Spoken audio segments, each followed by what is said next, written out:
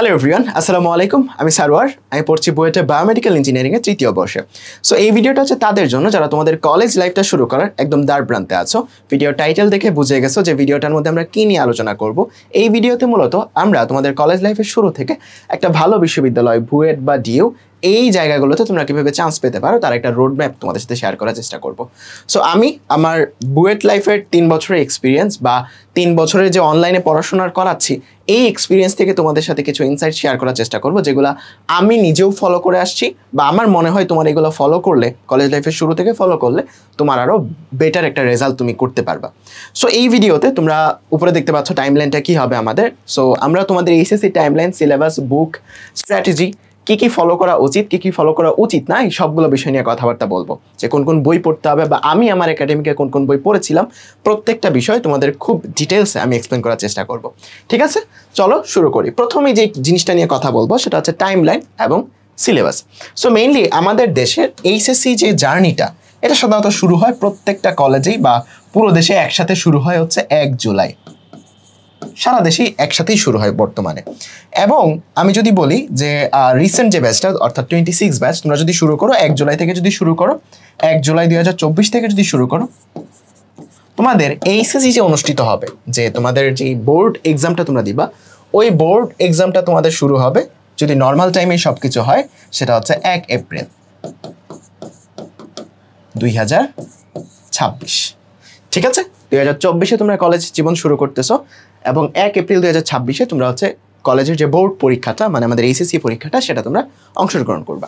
এখন এই জায়গায় কিন্তু 2 বছর নাই। সো টাইম স্প্যান যেটা বোর্ড থেকে আমাদের সিলেক্ট করে দিছে, সেই টাইম স্প্যানের মধ্যে আমাদের শেষ করতে হবে। মানে এখানে কোনো এক্সকিউজ দেওয়ার কোনো ওয়ে নাই যে সময় কম পাইছো, এরকম কোনো ওয়ে নেই। সো তোমাকে এই সময় শুরু করে এই সময়ের মধ্যেই তোমার বোর্ডের প্রিপারেশনটা কমপ্লিট করতে হবে।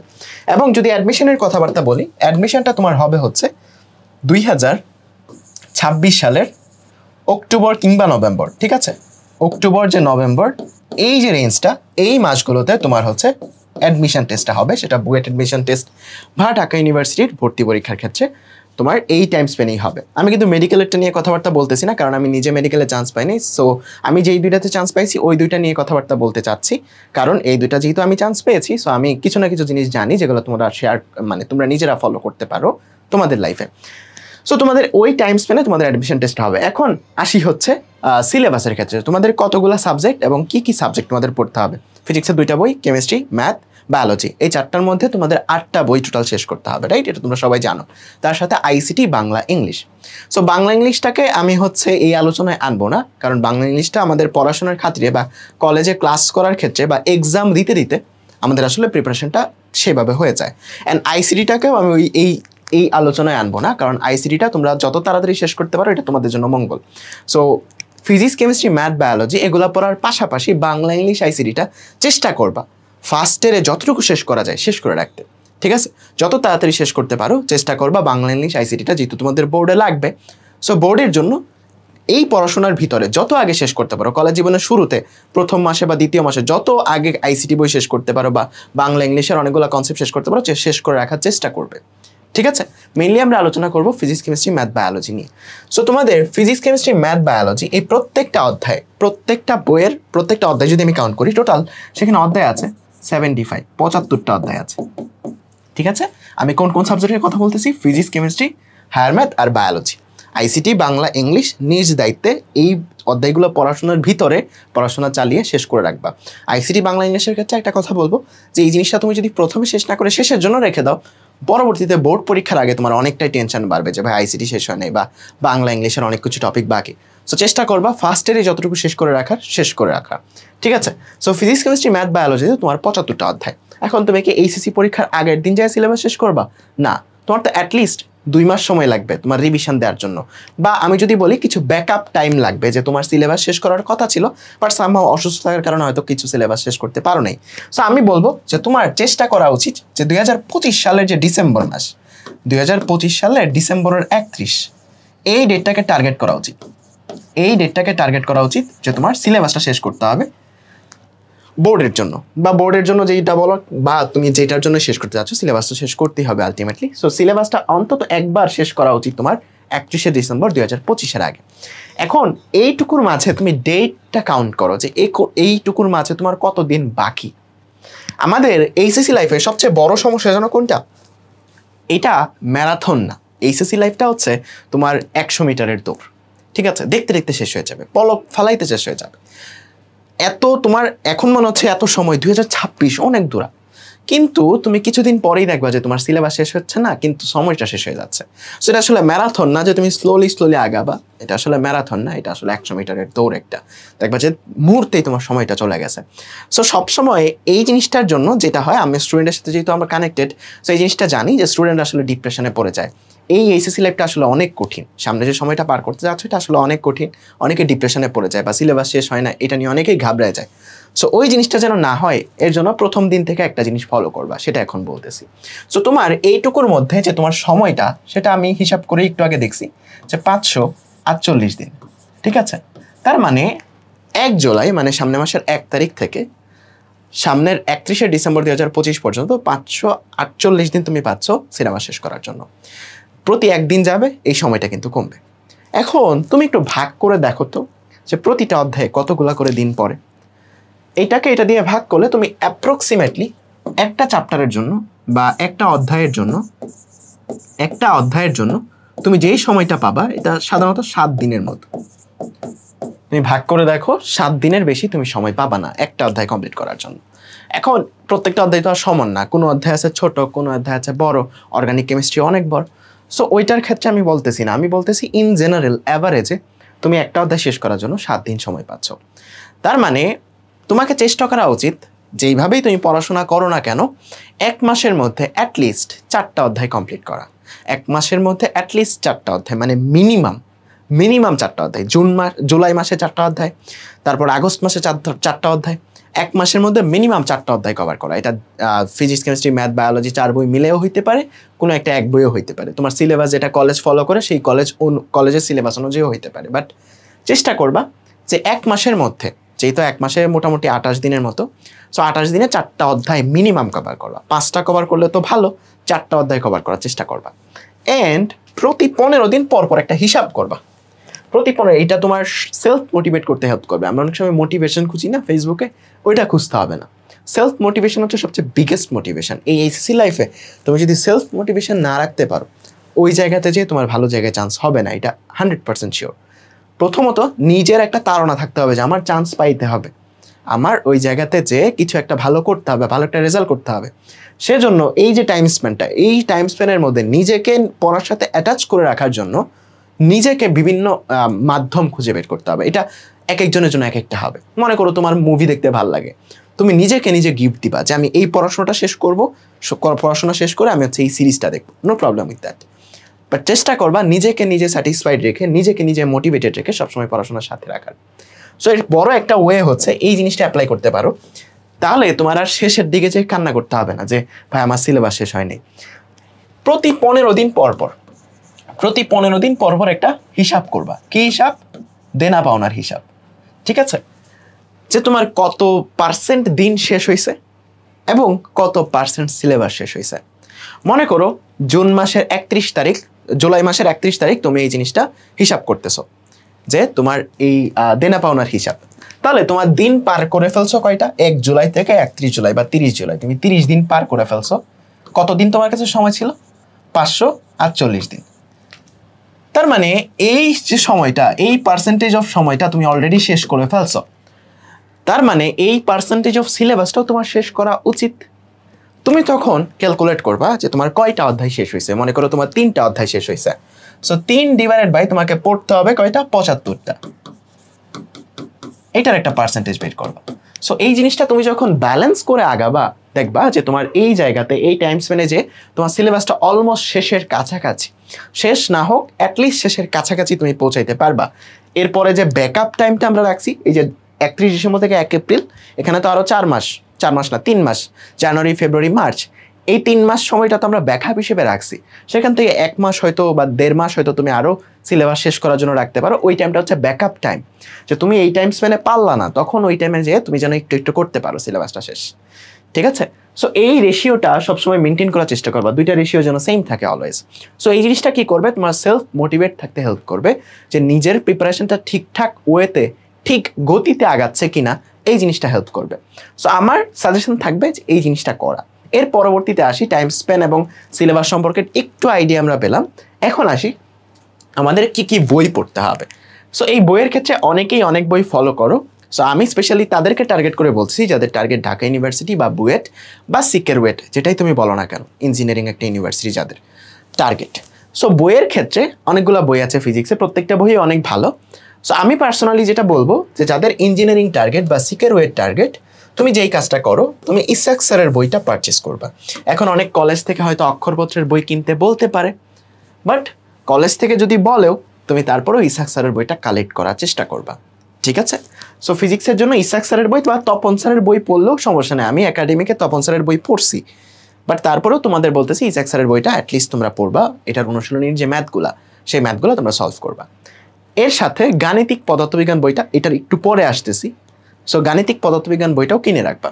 সো মেইনলি কিনতে হবে মাস্ট ইসাক স্যারের বইটা, এটা আমার রিকমেন্ডেশন। সো যারা ইঞ্জিনিয়ারিং টার্গেট করতেছো। তারপর কেমিস্ট্রির জন্য আমি বলবো যে হাজারি স্যারের বইটা একদম পারফেক্ট। আমি হাজারি স্যারের বই পড়ছি, আমি এটা পড়েই কলেজ জীবন পার করছি। সো এই বইটা কেনার চেষ্টা করবা। গুহা স্যারের বই অনেক ভালো, যারা আরও ভালো ইনফরমেশন চাও, অনেক বেশি ডেপথে জানতে চাও, তারা এই বইটা কিনতে পারো। এখানে অনেক বেশি ডিটেলসে লেখা, অনেক এক্সপ্লেইন করে জিনিসগুলো এক্সপ্লেন করা। সো হাজারি স্যারের বইটাও কিনতে পারো, চাইলে গুহা স্যারের বইটাও কিনতে পারো। বাট আমি যদি অ্যাভারেজ স্টুডেন্টের কথা যদি বলি, যে অ্যাভারেজ ভাবে তুমি বুয়েটে চান্স পাবা, এক্সট্রা অর্ডিনারি ভাবে না, টপ 10-এর মধ্যে না, অ্যাভারেজ একটা র্যাঙ্ক নিয়ে তুমি হচ্ছে বুয়েটে চান্স পেতে চাও বা কোনো একটা ভার্সিটিতে চান্স পেতে চাও, তাহলে হাজারি স্যারের বইটাই এনাফ। ওকে, ঠিক আছে। তারপর হচ্ছে ম্যাথের ক্ষেত্রে, হায়ার ম্যাথের ক্ষেত্রে এসিও আহমেদ স্যারের বই, কেতাবউদ্দিন স্যারের বই, যে কোনো একটা পড়লেই তোমার এনাফ। আমি আমার একাডেমিকে যে বইটাকে সলভ করছি সেটা হচ্ছে এসিও আহমেদ স্যারের বই। তুমি চাইলে কেতাবউদ্দিন স্যারের বইও করতে পারো বা এসিও আহমেদ স্যারের বইও করতে পারো, এটা আসলে কোনো স্পেসিফিকভাবে বলা যায় না। সো তুমি দুইটাই এই জায়গাতে সলভ করতে পারো বা যে কোনো একটা এই জায়গাতে সলভ করতে পারো, কোনো সমস্যা নেই, ঠিক আছে? সো এই দুইটা বই মোর দেন এনাফ। এরপর কোনো গণিতের জন্য অন্য কোনো বইয়েরও দরকার নেই। সো এসিও আহমেদ স্যারের বই আর কেতাবউদ্দিন স্যারের বই দুইটাই আসলে এনাফ। আর বায়োলজির ক্ষেত্রে আবুল হাসান স্যারের বই বোটানির জন্য একদম এনাফ, এর বাইরে কিছু লাগবে না। গাজী আজমল স্যারের বই একদম এনাফ, কারণ আমরা একটা কথা বলতেছি যাদের টার্গেট বুয়েট বা ডিও বা সিকের ওয়েট, তাদের, কারণ তাদের জন্য এই বায়োলজি বইটা লাগবে হচ্ছে এইচএসসির ক্ষেত্রে বা ডিও এর ক্ষেত্রে। সো তোমাদের এত ডিটেলসে জানারও দরকার নেই, 2-3টা বইয়ের ইনফরমেশনও জানার দরকার নেই। এই দুইটা বই তুমি যদি কমপ্লিট করতে পারো তাহলেই এনাফ। ওকে, সো বইয়ের ব্যাপারটা গেল। এখন আসি স্ট্র্যাটেজির ক্ষেত্রে। ওকে, যে আমি কোন জিনিসটা ফলো করছিলাম, আমি আমার একাডেমিক পুরো যে জার্নিটা, টাইম স্পেন্ডটা কীভাবে কমপ্লিট করছিলাম সেটা আগে বলবো। তারপর আমার এক্সপিরিয়েন্স থেকে তোমাদের কি কি করা উচিত বা কীভাবে আগানো উচিত সেই জিনিসটা বলবো। সো আমি প্রথমে যে জিনিসটা বলবো যে আমার একাডেমিক লাইফ নিয়ে কথাবার্তা বলবো, ঠিক আছে? একাডেমিক বলতে বোঝাচ্ছি যে এইচএসসির আগে, ঠিক আছে, আমি কলেজে থাকতে কি কি পড়তাম। সো কলেজে থাকতে আমি যেই বইগুলো বলে আসছি ওই বইগুলো তো পড়তাম, ওই বইগুলো সবাই পড়ে, আমিও পড়তাম। যে ফিজিক্সের জন্য তোমার ইসাক স্যারের বই বা তপন স্যারের বই, কেমিস্ট্রির জন্য হাজারি স্যারের বই, তারপর ম্যাথের জন্য এসিও আহমেদ স্যারের বই বা কেতাব স্যারের বই, আর হচ্ছে বায়োলজির জন্য তো তোমার গাজী আজমল স্যারের বই বা আবুল হাসান স্যারের বই, এই বইগুলো তো পড়েই আসছি। সো একাডেমিকের জন্য যে বইগুলো বললাম ওই বইগুলো প্রথমে আমি ফলো করতাম। ফিজিক্সের জন্য আমি ইসাক স্যারের বই বা তোমার শাহজাহান তপন স্যারের বই থেকে থিওরিগুলো পড়তাম। সো বইগুলো আগে পড়তাম। বই পড়ার পরে এক্সট্রা আরেকটা জিনিস একাডেমিকেই কভার করতাম, সেটা হচ্ছে তোমার গাণিতিক পদার্থবিজ্ঞান, গাণিতিক পদার্থ বা রসায়ন। ম্যাথের জন্য কিন্তু দরকার নেই। কেমিস্ট্রির ক্ষেত্রে গাণিতিক রসায়ন এবং পদার্থবিজ্ঞানের ক্ষেত্রে গাণিতিক পদার্থবিজ্ঞান, এই দুইটা বই আমি সলভ করতাম। আমি একাডেমিকে সলভ করার চেষ্টা করতাম, সবটা তো আর পারি নাই, কারণ সবটা পারা যায় না, যতটুকু সলভ করা যায় ততটুকু চেষ্টা করতাম। কারণ এইটা করার কারণে ওই যে বাকি যে বইগুলো আছে ওইগুলোর অনুশীলনীতে কি কি প্রবলেম আছে সেগুলো তুমি পেয়ে যাবা এই জায়গাতে। এটার একটা ব্যাকফ্লো আছে, মানে এই গাণিতিক পদার্থবিজ্ঞান বা রসায়নের একটা খারাপ দিক হচ্ছে এখানে প্রশ্নের সাথে সলিউশনটা দেয়া থাকে, যে কারণে যেটা চেষ্টা করবা যে সলিউশনটা ঢেকে আগে নিজে ট্রাই করার চেষ্টা করবা, তারপর সলিউশনটা দেখবা। সো একাডেমিকে আমি বলবো আমি যে জিনিসটা ফলো করতাম সেটা হচ্ছে মেইন বইগুলা পড়তাম এবং সাথে পদার্থ আর রসায়নের জন্য গাণিতিক পদার্থবিজ্ঞান এবং গাণিতিক রসায়ন, এই বইগুলো আমি পড়ছি। এর বাইরে একাডেমিকে আমি কিচ্ছু পড়ি নাই। ওকে, এরপর আসে হচ্ছে অ্যাডমিশন সিজন। ওকে, মানে এইচএসসির পর। ওকে, অ্যাডমিশন। অ্যাডমিশনে আমি যেই জিনিসগুলো করতাম, মানে যেই বইগুলো পড়তাম, এই বইগুলো যখন পড়া হইতো বা এইভাবে যখন একটা চ্যাপ্টার শেষ করতাম, তখন হয়তো আমার একটা নোট থাকতো, রাইট? যে এই নোটের মধ্যে আমি ইনফরমেশনগুলো বা ফর্মুলাগুলো বা আমি যে জিনিসগুলো জানি বা শর্ট নোট আকারে আমি লিখে রাখছি, এটা এত বড় না, মানে একটা অধ্যায়ের 20 পৃষ্ঠার নোট এমন না। আমার ফিজিক্সের একটা অধ্যায়ের নোট হয়তো 1 পৃষ্ঠার, এরকমভাবে আমি নোট করতাম যে ফিজিক্সের 10টা পেজ, মানে 10টা পেজে 10টা অধ্যায়ের নোট, ব্যাপারটা এরকম। সো আমার ওই নোটটা আমি রিভিশন দিতাম। প্রথম কথা, আমার ওই স্পেশাল যে নোটটা আছে, যেটা আমি বুঝি, যেটার মধ্যে আমার সব কনসেপ্ট, আমার যত এক্সপার্টিস সব কিছু এটার মধ্যে লেখা আছে, ওই নোটটা আমি রিভিশন দিতাম। তারপর আমি যেই বইটা পড়তাম সেটা হচ্ছে প্রশ্ন ব্যাংক। প্রশ্ন ব্যাংক, প্রশ্ন ব্যাংক। প্রশ্ন ব্যাংকে মূলত তোমার হচ্ছে 2 টাইপের প্রশ্ন ব্যাংক পড়তাম। একটা হচ্ছে ইঞ্জিনিয়ারিং, যেটা ইঞ্জিনিয়ারিং প্রশ্ন ব্যাংক, যেটার মধ্যে অধ্যায় ভিত্তিক সিকেরুয়েট বুয়েটের প্রশ্নগুলো আছে। এবং তোমার এই জায়গাতে যে জিনিসটা পড়তাম সেটা হচ্ছে যে ডিইউ এর যে বইটা, মানে ভার্সিটি ক যে বইটা, ভার্সিটি ক যে বইটা, ঠিক আছে, সেটার মধ্যে অধ্যায় ভিত্তিকভাবে ভার্সিটির যে প্রশ্নগুলো আছে সেগুলো এখানে সাজানো আছে। তার সাথে অ্যাডমিশনে আরেকটা বই পড়তাম, সেটা হচ্ছে তোমার কনসেপ্ট বুক।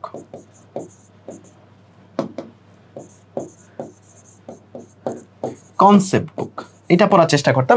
এগুলো কিন্তু অধ্যায় ভিত্তিক পড়তাম, মানে অ্যাডমিশনের পড়াশোনা এমন না যে সব পড়া একবারে পড়বা না, অধ্যায় ভিত্তিক যেগুলো পড়তাম, এই বইগুলো অধ্যায় ভিত্তিকভাবে পড়তাম। মনে করো নিউটনের মেকানিক্স পড়তেছি, নিউটনের মেকানিক্সের এই জিনিসগুলো পড়বো, ভেক্টর পড়তেছি, ভেক্টরের এই জিনিসগুলো পড়তাম। তার সাথে আরেকটা জিনিস আমি করতাম, যেটা আমার এক্সপিরিয়েন্স থেকে আমি বলতেছি, আমি কি করতাম, তোমাদের কি করা উচিত একটু পরে বলতেছি। সো আমি যে জিনিসটা করতাম সেটা হচ্ছে ইন্ডিয়ান কিছু লেকচার দেখতাম, ঠিক আছে। মানে তোমার মেইনলি ওরা তো যেইর জন্য প্রিপারেশন নেয়, সো তুমি আনএকাডেমি বা ফিজিক্সওয়ালা ওই লেকচারগুলো কিছু অল্প অল্প দেখতাম, এত বেশি না। ফিজিক্সের ক্ষেত্রে বেশি দেখতাম, অন্যান্য সাবজেক্টগুলো এত বেশি বুঝতাম না, কারণ ওরা অনেক হায়ার লেভেলে পড়ায়। সো ফিজিক্সের ক্ষেত্রে আমি এই ইন্ডিয়ান কিছু লেকচার দিতাম না, শুধুমাত্র ফিজিক্সের ক্ষেত্রে, অনলি ফিজিক্স, শুধুমাত্র ফিজিক্সের ক্ষেত্রে, ঠিক আছে। আমি কিন্তু এটা বলতেছি না তোমাদের এটা করা উচিত, আমি বলতেছি আমি এই কাজগুলো করতাম। এরপর অ্যাডমিশন সিজনে আরেকটা জিনিস করতাম, সেটা হচ্ছে শুধুমাত্র ফিজিক্সের জন্য, কারণ ফিজিক্সটা আমার পড়তে ভালো লাগতো। সো ফিজিক্সের জন্য আমি হচ্ছে যেই মেইনের যে পিডিএফটা ছিল, এগুলা আবার ভুল বুঝো না যে ভাই এগুলা করতেই হবে, এটার যে পিডিএফটা ছিল ওই পিডিএফ থেকে শুধুমাত্র ফিজিক্সের প্রশ্নগুলো সলভ করতাম, যেই অ্যাডভান্স না, শুধুমাত্র মেইন। অ্যাডভান্সের প্রশ্নগুলো আরও কঠিন, শুধুমাত্র মেইনের প্রশ্নগুলো সলভ করতাম, কারণ আমি তখন দেখছিলাম যে মেইনের প্রশ্নগুলো থেকে সিকেরুয়েট বা বুয়েটের যে প্রশ্ন প্যাটার্নটা আছে ওইখানে অনেক প্রশ্ন ওই টাইপের চলে আসতো, যে কারণে এটা অল্প একটু দেখার চেষ্টা করতাম। এটা এত বেশি একদম আহামরিভাবে এটা যেরকমভাবে পুরাপুরি সলভ করতাম, এটা এরকম না। এটা জাস্ট র্যান্ডমলি পিডিএফটা স্ক্রল করতেছি আর দেখতেছি এমসিকিউগুলো পারি কিনা, কয়টা পারি। ডেলি মনে করো যে একটা অধ্যায় পড়ার পরে 30 মিনিটের বেশি সময় আমি দেই নাই, সো খুবই কম সময় এখানে দিয়েছি, জাস্ট দেখার চেষ্টা করতাম যে কি আছে। এখন আসি তোমাদের রেসপেক্টে, এটা তো ছিল আমি কি কি করছি, কি কি পড়ে চান্স পাইছি, পরীক্ষার আগের দিন শুধুমাত্র নোট পড়ে যাইতাম। এখন আসি তোমাদের কি পড়া উচিত, এটা কিন্তু তোমার ফলো করা উচিত না, বা আমার পার্সোনালি মনে করি এই জিনিসটা এখন ফলো করা উচিত না। সো তোমাদের কি ফলো করা উচিত এইটার ক্ষেত্রে এখন আসি যে তোমাদের আসলে এই জায়গাতে কি কি ফলো করা উচিত, একাডেমিকে কি কি ফলো করা উচিত, অ্যাডমিশনে কি কি ফলো করা উচিত, ঠিক আছে। আচ্ছা, এগুলো থাকুক। সো একাডেমিকে যেই জিনিসটা এটা তোমার ফলো করা উচিত সেটা হচ্ছে মেইনলি তো একটা অধ্যায় যখন পড়তেছো, সাপোজ ভেক্টর পড়তেছো, ভেক্টরের বইটা পড়লা, ইসাক স্যারের বই বা তপন স্যারের বই, যে বইটাই তুমি পড়তেছো বইটা পড়লা। এরপরে গাণিতিক পদার্থবিজ্ঞান বা রসায়নের ক্ষেত্রে গাণিতিক রসায়ন, এই বই দুইটা সলভ করার চেষ্টা করবা। চেষ্টা করার কথা বলতেছি, এই দুইটা বই সলভ করার চেষ্টা করবা।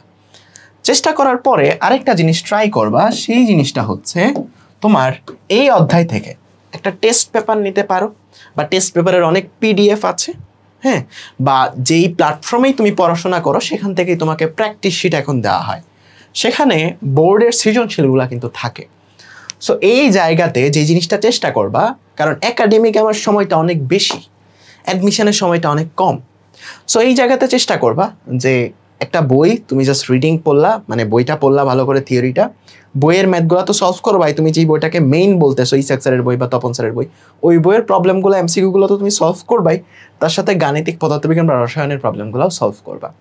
এরপর যে জিনিসটা একটু দেখার চেষ্টা করবা সেটা হচ্ছে তোমার বোর্ড সিকিউগুলা, মানে এই অধ্যায় থেকে যে বোর্ডে যে প্রশ্নগুলো আসছে এই বোর্ডের সিকিউ এমসিকিউগুলো দেখার চেষ্টা করবে। এটা তোমার এইচএসসির জন্য পরবর্তীতে এইচএসসি পরীক্ষার আগে অনেক হেল্প করবে, ওই সময়টা তোমাকে অনেক বেশি ফ্লোর দিবে।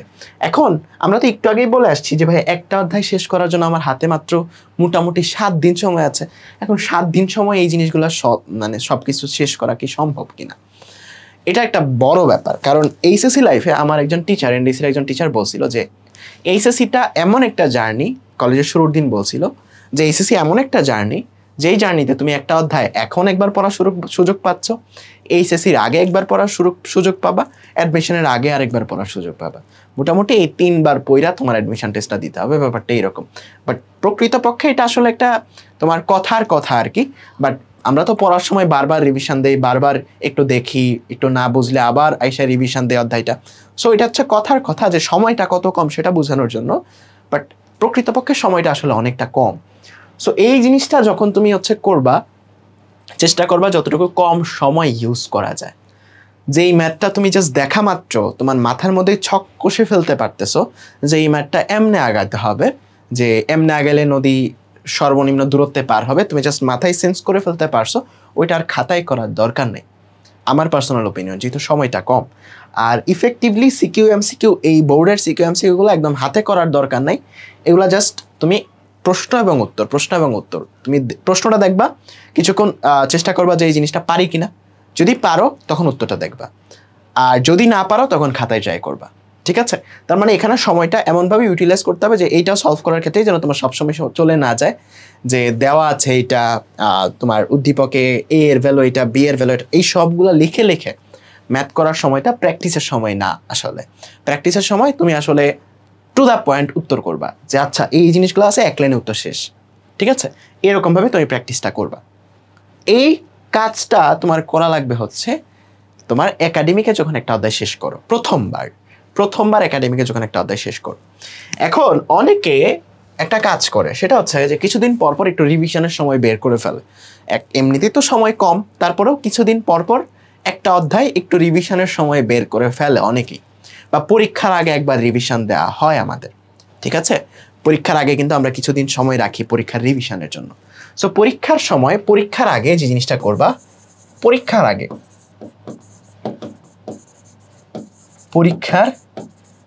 আগে যে জিনিসটা করবা, তুমি তো একবার যে অধ্যায়টা শেষ করছো সেই অধ্যায়টার নোটটা পড়বা, যে শর্ট নোটটা তুমি করছিলা, ওই দ্বিতীয়বার পড়ার সময় বা রিভিশন দেওয়ার সময় তুমি দেখবা যে এই নোটের মধ্যেই নতুন কিছু ইনফরমেশন তুমি অ্যাড করতেছো, নতুন কিছু কনসেপ্ট তুমি হয়তো অ্যাড করতেছো এখানে। ঠিক আছে? এরপর এই পরীক্ষার আগে জাস্ট 30 মিনিট থেকে 1 ঘন্টার জন্য প্রতিটা অধ্যায়ে যেইটুকু সিলেবাস আছে, মনে করো ফিজিক্সের 4টা অধ্যায় তোমার সিলেবাস, 4টা অধ্যায়ে তুমি 4 ঘন্টা সময় দিবা। 4 ঘন্টা সময় কি দেখবা তুমি জানো? তুমি দেখবা হচ্ছে এই জায়গাতে একটা প্রশ্ন ব্যাংকের পিডিএফ নিবা, নিয়ে প্রশ্ন ব্যাংকের এমসিকিউগুলো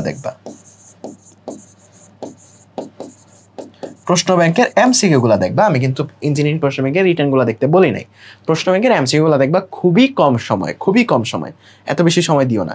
পরীক্ষার আগে তুমি তোমার পরীক্ষার নোটটা পড়বা, পরীক্ষার নোট তোমার যে আগে যে পড়াশোনাটা করছিলা সেটা এই নোটটা পড়লেই রিভিশন হয়ে যাবে মোটামুটি। তারপর প্রশ্ন ব্যাংকের এমসিকিউগুলো একটু দেখে রাখবা, এটা তোমাকে পরবর্তীতে হেল্প করতে পারে। এখন আসি অ্যাডমিশনের ক্ষেত্রে কিভাবে তুমি একটা অধ্যায় পড়বা। অ্যাডমিশনের ক্ষেত্রে অবশ্যই আমরা যেই কাজটা করি, অধ্যায় ভিত্তিক পড়াশোনা করি, সেটাই আসলে করা উচিত। তুমি একটা অধ্যায় ধরবা, ওই অধ্যায়ের নোটটা তুমি পড়বা যেটা তুমি আগে করে রাখছো। এই নোট এখন যখন পড়বা অধ্যায়টা, দেখবা যে আরও অনেক নতুন নতুন কনসেপ্ট এখানে আসতেছে, নতুন নতুন শর্টকাট তুমি জানতেছো, সেগুলা এই নোটের মধ্যেই, ওই একই নোটের মধ্যেই তুমি আবার লেখার চেষ্টা করবা কোনো একটা কোনায় যে এটা নতুন কনসেপ্ট। ঠিক আছে? সো এই নোটের মধ্যেই তোমার এইটাই মূলত হচ্ছে তোমার পাওয়ার। এই নোটটাই তুমি রিভিশন দিয়ে যাবা তোমার একদম অ্যাডমিশনের আগে। সো এই নোটটা পড়বা, সাথে তো প্রশ্ন ব্যাংক পড়বাই, ইঞ্জিনিয়ারিং প্রশ্ন ব্যাংক, অধ্যায়ভিত্তিক যেটা, ভার্সিটিকো প্রশ্ন ব্যাংক যেটা, এটা তো কাইন্ড অফ তোমার ফরজ কাজ। এটা না পড়লে তো তোমার হবেই না প্রিপারেশন। কনসেপ্ট বুক এটা পড়তে পারো, কারণ এখানে অনেকগুলো সুন্দর করে জিনিসপত্র এক্সপ্লেন করা। উদ্ভাসের যে কনসেপ্ট বুকটা, আমি জানি না যে 2 বছর পরে এটা কেমন হবে, বাট এটা চেষ্টা করতে পারো এটা পড়ার, কারণ এটা ভালো মোটামুটি কোয়ালিটির আছে। তারপর প্র্যাকটিসের জন্য এইগুলা তো তুমি প্র্যাকটিস করলাই, ওই জায়গাতে তো তোমার প্র্যাকটিস হয়ে গেছে। এখন ওই যে ইন্ডিয়ান লেকচার বা হচ্ছে তোমার ইন্ডিয়ান আইআইটি মেইনের প্রশ্ন সেগুলো দেখা লাগবে? আমার উত্তর হচ্ছে না। কারণ আমি যে সময় পরীক্ষা দিয়েছিলাম ওই সময় বাংলাদেশের এডটেক এত গ্রো করে নাই, রাইট? যে অনলাইনে তোমরা যে পড়াশোনা করতেছো সেটা এত বেশি গ্রো করে নাই। কি ছিল তখন? অন্যরকম পাচ্ছেলার ভিডিওগুলো ছিল যেখানে বেসিক কনসেপ্টগুলো ভালো মতো ক্লিয়ার করা আছে, ঠিক আছে? 10 মিনিট স্কুলের ভিডিওগুলো ছিল। সো বর্তমানে যেরকম অনলাইনে এডটেকটা আসছে, মানে অনলাইনে এডুকেশনটা আসছে, তখন এইগুলো ছিল না। সো যে কারণে আমি ওই ভিডিওগুলো দেখতাম। কিন্তু বর্তমানে তোমরা অনলাইনে যত জায়গায় পড়তেছো ওই প্রত্যেকটা জায়গাতে প্রত্যেকজন ভাইয়া যেইভাবে তোমাদের পড়াচ্ছে সেই পড়ানোটাই আসলে এনাফ। ওই পড়ানোর ভিতরেই আসলে তোমার ওই যে ইন্ডিয়ান লেকচার আমি যেই জিনিসগুলো দেখতাম ওইগুলো আসলে তোমার এই জায়গাতেই দিয়ে দেয়। সো ওই যে ক্লাসগুলো করবা, অ্যাডমিশনের ক্লাস তুমি যেখানেই করো না কেন, যেই প্ল্যাটফর্মেই করো না কেন, ওই ভাইয়ারাই আসলে তোমাকে ওই কনসেপ্টগুলো দিয়ে দিবে। তার মানে ইউটিউবে আর ইন্ডিয়ান ক্লাস দেখে সময় নষ্ট করতে হবে না ওই সময়টাতে, ঠিক আছে? তারপর আরেকটা কাজ, যে আমি যে মেইনের প্রশ্নগুলো দেখতাম সেগুলো আর দেখতে হবে না, কারণ প্রত্যেকটা প্ল্যাটফর্ম তোমাদের যে প্র্যাকটিস বুকটা দেয় বা প্র্যাকটিস শিটটা দেয়, এখানে আরেকটা জিনিস অ্যাড করি, সেটা হচ্ছে প্র্যাকটিস শিট। প্রত্যেকটা প্ল্যাটফর্ম যে প্র্যাকটিস বুকটা দেয় বা প্র্যাকটিস শিটটা দেয়, সেখানে তারা অ্যানালাইসিস করে ওই ইন্ডিয়ান যে ম্যাথগুলো তোমাদের জন্য ইম্পর্টেন্ট সেগুলো আসলে তারাই অ্যাড করে, ঠিক আছে? ওইখান থেকে ডিরেক্ট প্রশ্নগুলো অ্যাড করে প্রত্যেকটা প্ল্যাটফর্ম। সো তোমার কিন্তু আলাদা করে ওইখানে খোঁজা লাগবে না যে কোনটা আমার লাগবে কোনটা লাগবে না, কারণ এটার মধ্যে তুমি সময় নষ্ট করে দিবা। তারা এই কাজটা তোমার জন্য করে দিচ্ছে, যে এই প্ল্যাটফর্মেই তুমি পড়ো না কেন, প্রত্যেকটা প্ল্যাটফর্মের যে প্র্যাকটিস শিট সেখানে তোমার জন্য যা লাগবে ওইখান থেকে এনে দিয়ে দিছে অলরেডি। সো তোমার এইগুলো যদি কমপ্লিট করো তাহলেই না। সো আমি বলি তোমার একাডেমিক জার্নিটা কেমন হওয়া উচিত। প্রথমত তুমি তোমার একাডেমিক জার্নির শুরুতে প্রতিদিন 15 দিন পর পর তুমি হচ্ছে একটা হিসাব নিকাশ করবা, যেটা আসলে তোমার প্রিপারেশনটা যেই ফ্লোতে আগানো উচিত ওই রেশিওতে আগাচ্ছে কিনা। কারণ এটা মোস্ট ইম্পর্টেন্ট, কারণ এখানেই সিলেবাসের অর্ধেক তুমি হোঁচট খেয়ে যায় এই জায়গাতে, যে সিলেবাস শেষ হয় না, ডিমোটিভেট হয়ে যায়, ডিপ্রেশনে পড়ে, অনেক কিছু হয়ে যায় এই জায়গাতে, ঠিক আছে? সো এই রেশিওটা ক্যালকুলেট করে আগানোর চেষ্টা করবা। এবার কলেজে পড়েই করো বা অনলাইনে পড়াশোনা করেই করো, তুমি হচ্ছে এই সিকোয়েন্সটা অ্যাপ্লাই করার চেষ্টা করবা। একটা অধ্যায়ে তুমি যে 1 মাস সময় দিয়ে দিবা, ওই সময়টা আসলে ইন্টারে নাই। একটা অধ্যায়ে 1 মাস সময় দিয়ে শেষ করাটা আসলে খুবই টাফ। দেখো তুমি ফার্স্টে দেখবা যে কলেজে একটা অধ্যায় 1.5 মাস যাবত পড়াচ্ছে বা 2 মাস যাবত পড়াচ্ছে, কিন্তু কলেজের সেকেন্ডারের সিনারিও তুমি এখনো জানো না। সেকেন্ডারে যা দেখবা একদিনে 2 অধ্যায় পড়াই দিছে। বায়োলজি বা জুলজি বা বোটানির ক্ষেত্রে দেখবা যে একদিনে 2 অধ্যায় পড়াই দিছে। তুমি বলে কিরে একদিনে 2 অধ্যায় শেষ? কিন্তু এই যে সেকেন্ডারে যে তোমার দৌড়টা দেয়, ওই দৌড়টা তোমার দিতে হবে না যদি প্রথম থেকে ওই একই ফ্লোতে তুমি আগাও। বাট কলেজগুলো যে জিনিসটা হয় যে প্রথম দিকে সময়টা বেশি খায় ফেলে, পরবর্তীতে যে দৌড় দেয়। তুমি এই কাজটা করবে না, ওই রেশিওটা ক্যালকুলেট করে তোমার তো দিন জানোই যে কত দিনে শেষ করতে হবে, বা তুমি একটা রেশিও কিন্তু এখন প্রেডিক্ট করতে পারবা যে তোমার কত দিনে সিলেবাস শেষ করতে হবে, যে এখন বর্তমানে কি সিলেবাস শেষ হওয়া উচিত ছিল, ঠিক আছে? সো এটা অনুযায়ী তুমি আগাবা, মেইন বইটা পড়বা, মেইন বইয়ের গাণিতিক, পদার্থবিজ্ঞান বা রসায়ন এই দুটো সলভ করতে পারো।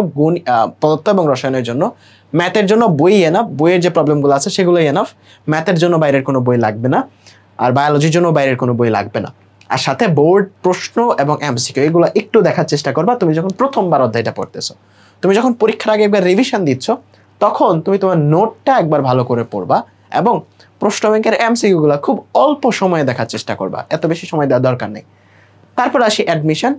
এর মধ্যে তো এইচএসসি আছে, এইচএসসির আগে তো তুমি এইচএসসি ওরিয়েন্টেড পড়াশোনা করবা, বোর্ড সিকিউ সলভ করবা, টেস্ট পেপার সলভ করবা, এইচএসসির পড়াশোনা তো এই জায়গাতে হবেই। এবং অ্যাডমিশনের ক্ষেত্রে তুমি তোমার নোটটা দেখবা ভালো করে, প্রশ্ন ব্যাংকটা দেখবা ভালো করে, প্রশ্ন ব্যাংকটা মাস্ট, তুমি প্রত্যেকটা প্রশ্নে তোমার সলভ করা উচিত নিজে নিজে। এরপর কনসেপ্ট বুকটা দেখবা, কনসেপ্ট বুকের কনসেপ্টগুলো দেখবা, অনেকগুলো শর্টকাট থাকে এই জায়গাতে, এই শর্টকাটগুলো শেখার চেষ্টা করবা।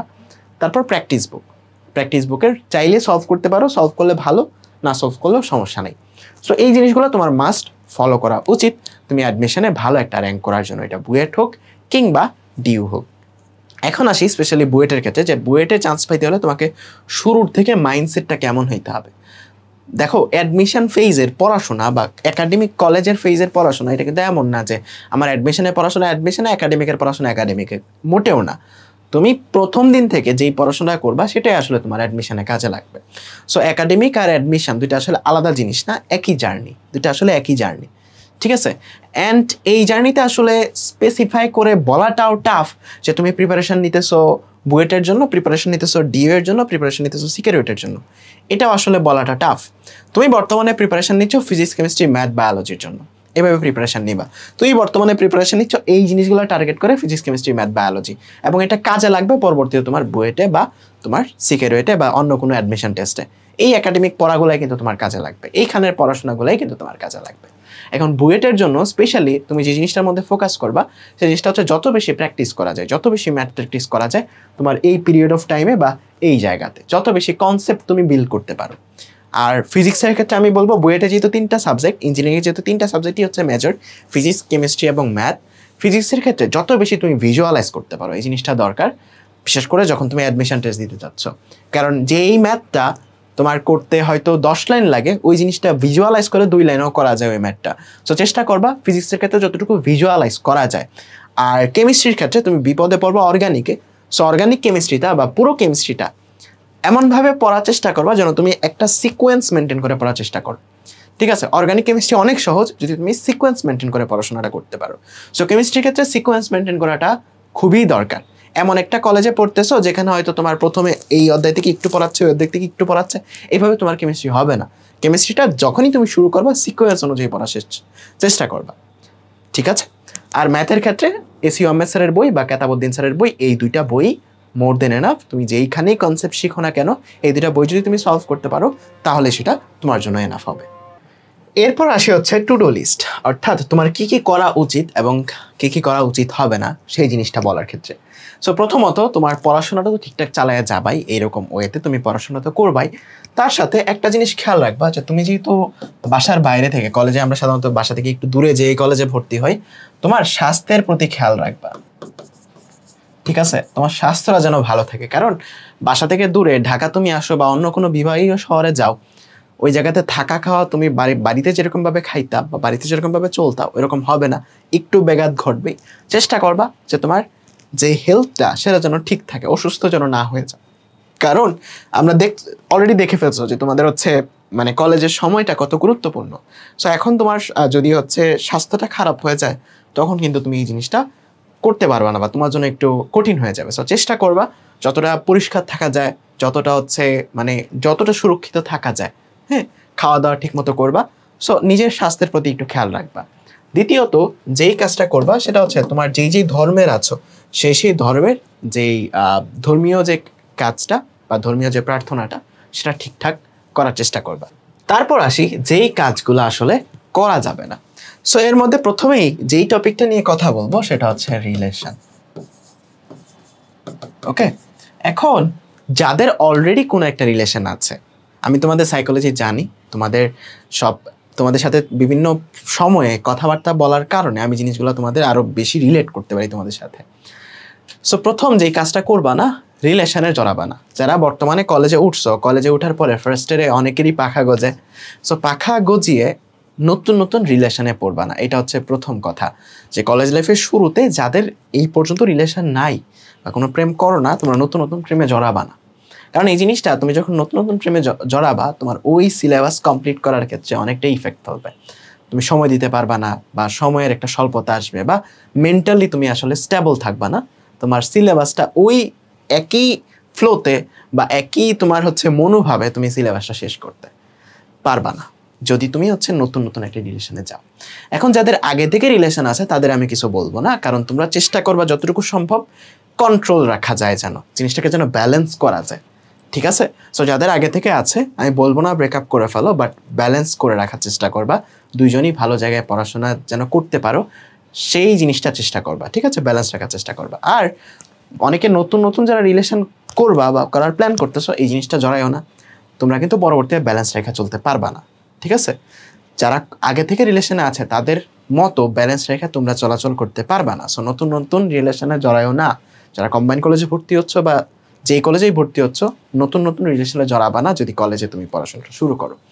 ঠিক আছে, দ্বিতীয়ত যেই জিনিসটা সবচেয়ে বেশি খেয়াল রাখবা সেটা হচ্ছে তোমার ফ্রেন্ড সার্কেল। এই ফ্রেন্ড সার্কেলটা আসলে কেমন, তোমার ফ্রেন্ডসরা আসলে কেমন, এই জিনিসটা অনেক বেশি তোমার ইফেক্ট ফেলে যে তুমি চান্স পাবা কোথায় সেটার ক্ষেত্রে। এমন দেখা যায় যে তোমার 3-4 জন ফ্রেন্ডের সাথে তুমি চলাচল করতেছো, 4 জনই হয়তো একসাথে বুয়েটে বা ডিউতে বা সিকেরুয়েটে আছো, কিন্তু এমনও দেখা যায় যে তুমি তাদের সাথে চলাচল করতেছো যারা হয়তো নেশা করে বা কোনো একটা খারাপ কাজ করে, তুমিও তাদের মতো হয়ে গেছো। তুমি ছিলা ভালো বাট হয়ে গেছো তাদের মতো। এরকম এক্সাম্পল অনেক আছে। তুমি তোমার সাইডে একটু তাকায় দেখো না, তোমার ফ্রেন্ড সার্কেলে একটা ভালো ছেলে ছিল যে কোনোদিন স্মোক করে নাই, হয়তো কারোর সাথে মিশার কারণে সে স্মোক করা শুরু করছে, এখন রেগুলার বেসিসে স্মোক করে। সো ফ্রেন্ড চুজ করা জিনিসটা একটু খেয়াল রাখবা যে তুমি কাদেরকে ফ্রেন্ড করতেছো, তাদের ইন্টেনশন কি, তাদের লাইফের গোল কি, এই জিনিসগুলা তো মিশার কারণেই জানতে পারবা। সো মিশে জেনে তারপর তাদের সাথে অ্যাটাচ হবা বা তাদের সাথে কথাবার্তা বলবা। কথাবার্তা সবার সাথেই বলবা, বাট ক্লোজ ফ্রেন্ড যেটাকে আমরা বলি যে নিজের জিগরি দোস্ত, সো জিগরি দোস্ত তাদেরকেই বানাবা যাদের আসলে টার্গেটটা বা গোলটা তোমার সাথে ম্যাচ করে। ঠিক আছে? কারণ লাইফের একটা সময় তুমি যে তোমার বাবা মাকে অনেক বেশি ধন্যবাদ দিবা। কেন জানো? কারণ তোমাকে ছোটবেলা থেকে শাসন করছে এবং তোমার ফ্রেন্ড সার্কেল কেমন হবে সেটা ডোমিনেট করছে তোমার মা বাবা। কারণ ওই জিনিসটার জন্য তুমি একটা সময় যে তোমার মা বাবাকে অনেক থ্যাঙ্কফুল হবে তাদের কাছে, কারণ তারা তোমাকে অনেক খারাপ কিছু থেকে তোমাকে ওই জায়গা থেকে রক্ষা করছে। ঠিক আছে? সো এই জিনিসটার প্রতি একটু কেয়ারফুল থাকবে, কারণ বাসা থেকে যখন দূরে আসবা তোমার মা বাবার হয়তো ওই কন্ট্রোলটা থাকবে না যে তুমি কাদের সাথে ফ্রেন্ড হবা, এই কন্ট্রোলটা থাকবে না। আর বাসা থেকে হঠাৎ দূরে আসার কারণে অনেক স্বাধীনতা চলে আসে আমাদের মাঝে। ওই জিনিসটা অপব্যবহার করার চেষ্টা করবা না যদি তোমার টার্গেটটা একটা ভালো জায়গায় থাকে। ঠিক আছে? সো এই হচ্ছে ওভারঅল আমি যদি বলি যে তোমার রোড ম্যাপ, যেটা হচ্ছে বলার চেষ্টা করছি আজকের এই পুরো সিরিজে, যে আমি কেমনভাবে পড়াশোনা করছি বা আমি কী করছি সেগুলো তোমাদের বলছি, অ্যান্ড তোমাদের কী করা উচিত সেগুলো তোমাদের বলছি। সো মেইন কথা, চান্স পাওয়ার জন্য বা ভালো একটা ভার্সিটিতে চান্স পাওয়ার জন্য পড়াশোনাটা ঠিকঠাক করতে হবে।